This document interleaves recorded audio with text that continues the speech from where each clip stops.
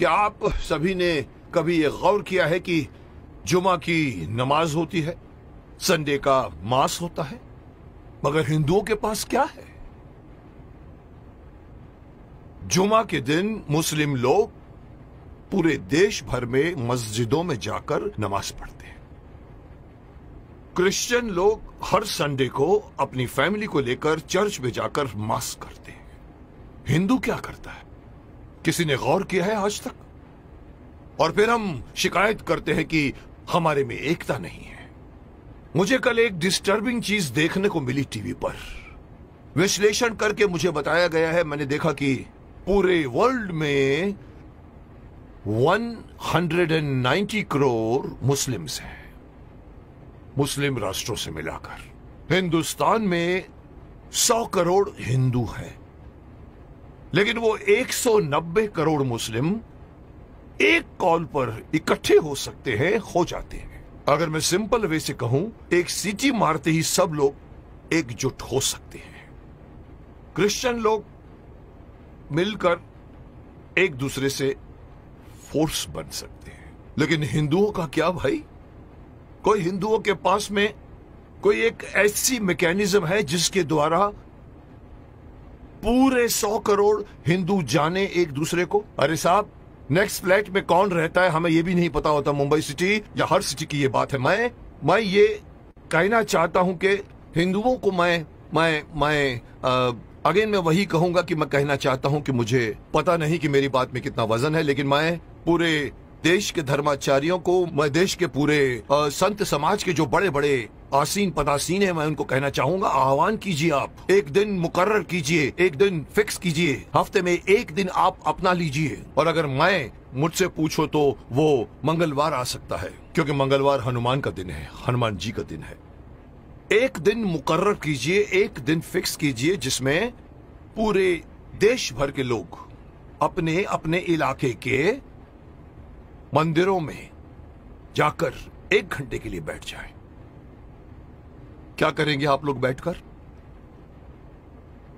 मुस्लिम लोग नमाज पढ़ते हैं, क्रिश्चियन लोग उनका एक अपना सिस्टम होता है, उनके फादर बोलते हैं। आप लोगों को, हिंदुओं को, कोई सिस्टम बनाने की कोई जरूरत नहीं, कोई आरती नहीं, कोई पूजा नहीं। आप ओमकार नाथ का जाप कीजिए। ओम,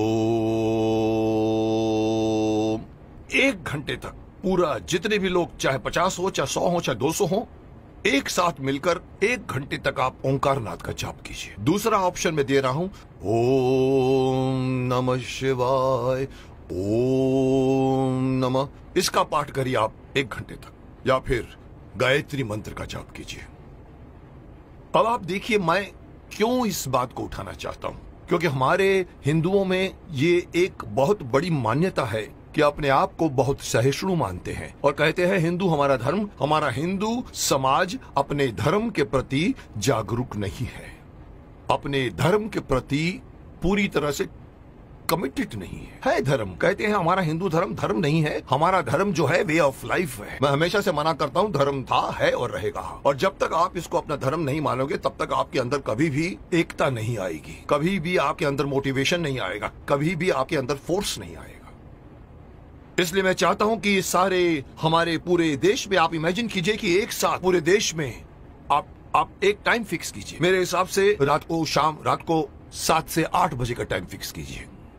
सब लोग अपना अपना काम छोड़कर अपने नजदीक के मंदिर में जाएं, 1 घंटा बैठें और 1 घंटा बैठ के अपनी सभा होगी, जिसका नाम मैं सजेस्ट करना चाहता हूं। हो सकता है नाम इसका मंगल धार्मिक सभा हो सकती है, या मंगल धार्मिक मिलन हो सकता है, या मंगल धार्मिक मिलाप हो सकता है। आप लोग वहां जाइए। हर हिंदू, मैं अगेन बात करना चाहूंगा, इसमें बौद्ध भी आ जाते हैं, सिख भी आ जाते हैं, जैन भी आ जाते हैं, उनको भी आना पड़ेगा, उनको भी साथ में आना पड़ेगा, क्योंकि 100 करोड़ में उनकी गिनती होती है। उन सब लोगों को अगर ये आदत पड़ जाए, हर मंगलवार रात को 7 से लेके 8 बजे मुझे अपने परिवार वालों को लेकर, साथ में बच्चों को लेकर जाइए और मंदिर में जाके बैठ जाइए। एक मेडिटेशन की तरह से आप लोग बैठकर वहां पर एक सभा कीजिए। उसका नाम मैं देना चाहता हूं मंगल धार्मिक सभा। या मंगल, मांगलिक, मिलाप या कुछ भी नाम रखा जा सकता है। जैसे मुस्लिम कैसे नमाज कहते हैं, क्रिश्चियन उसे मास कहते हैं, आप उसे मंगल मिलाप कह सकते हैं। वहां आइए, आप देखेंगे आपका पूरा देश, आपके पूरे देश के 100 करोड़ हिंदू कितनी जल्दी एक दूसरे के साथ एकजुट हो जाएंगे, जिसका इस वक्त, इस कॉन्टेम्पररी आजकल आप देख रहे हैं जिस तरह के माहौल बन रहे हैं, उसमें हमारे हिंदुओं पर लोग एक तरह से हंसते भी हैं। उनको पता है कि ये लोग कोई मिलने वाले नहीं हैं। लेकिन अगर ये होना शुरू हो जाएगा तो आप सही अपने इर्द गिर्द के लोगों को सिर्फ जानोगे नहीं, पहचानना शुरू कर दोगे।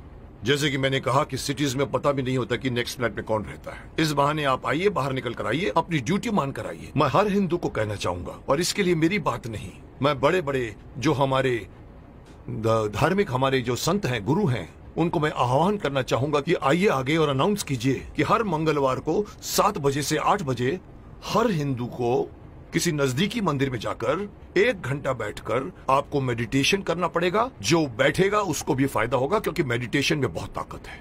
और दूसरा फायदा यही है कि आप लोग मिलोगे, एकता करोगे। और इस वक्त हिंदू समाज का एकता में आना बहुत ही अत्यंत आवश्यक है। मैं नहीं बताना चाहता, लोग सब समझते हैं कि मैं क्या बोलना चाहता हूं, लेकिन हिंदू समाज बटा हुआ है। जुट और नंबर्स में ताकत होती है। ये हिंदू से निकलकर सिख, ये बौद्ध, ये जैन, इस बहाने साथ में आइए, क्योंकि आप पहले हिंदू हैं, उसके बाद में आप सिख हैं, उसके बाद में आप बौद्ध हैं, उसके बाद में आप जैन हैं। मेरी एक छोटी सी गुजारिश है कि मैं अपनी तरफ से सलाह देना चाहता हूं कि देश भर में कुछ ऐसा कानून बनाया जाए, ये कानून के दायरे में हो या पता नहीं धार्मिक दायरे में हो, लेकिन ये किया जाए। और तब जाकर दोबारा कोई ये नहीं कह सकेगा कि 100 करोड़ हिंदू बटे हुए हैं, क्योंकि हर मंगलवार को एक मांगलीय रूप से मिलते हैं और एक दूसरे के साथ आप बातें कीजिए, मिलते रहिए, लोग एक दूसरे को पहचानना शुरू कर दोगे, जो कभी नहीं करते आप।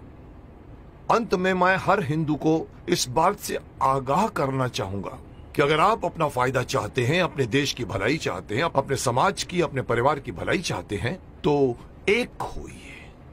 और इससे आगे बढ़कर एक और बात कहना चाहूंगा कि धर्म को धर्म मानिए, यह मत कहिए कि वे ऑफ लाइफ है। और तीसरी बात, अपने बच्चों को अपने धर्म में इन्वॉल्व कीजिए। मैं अक्सर देखता हूं कि माँ बाप मंदिर में जा रहे होते हैं और छोटे बच्चे मम्मी से कहते हैं कि मम्मी मम्मी मम्मी मेरी सहेली मुझे खेलने के लिए बुला रही है, और माँ कहती जा मत कीजिए। आप उस बच्चे का हाथ पकड़िए और बोलो चलो इस वक्त मंदिर जाना है। ये हर मुस्लिम करता है, ये हर क्रिश्चियन करता है, हिंदू क्यों नहीं करता? इसी का खामियाजा भुगत रहे हैं आप। बच्चों को बचपन से गीता पढ़ाइए, बच्चों को मंदिर लेकर जाइए। 1 घंटा या जब भी आप मंदिर में जाते हैं, विजिट करते हैं, बच्चों को साथ में लेकर जाइए, ताकि धीरे धीरे वो अपने देवी देवताओं को पहचानना शुरू करेंगे और एक हो जाएंगे। अब कोई मुझसे पूछेगा सर आपकी ये बात क्यों माने हम लोग, आप होते कौन है हमें ये बात कहने वाले? तो मैं सिर्फ शक्तिमान का एक डायलॉग आपको बताना चाहूंगा, जिसमें पूछा था कि आप कौन है, तो वो कहता है कि ना तो मैं कोई अवतार हूं, ना ही कोई फरिश्ता, बुराई का दुश्मन हूं, सच से है मेरा रिश्ता। दुश्मन मेरे बुरे लोग नहीं, बुराई है। अगर बात मेरी मानोगे तो इसमें तुम्हारी भलाई है। तो आपकी भलाई के लिए कह रहा हूं, मान जाइए।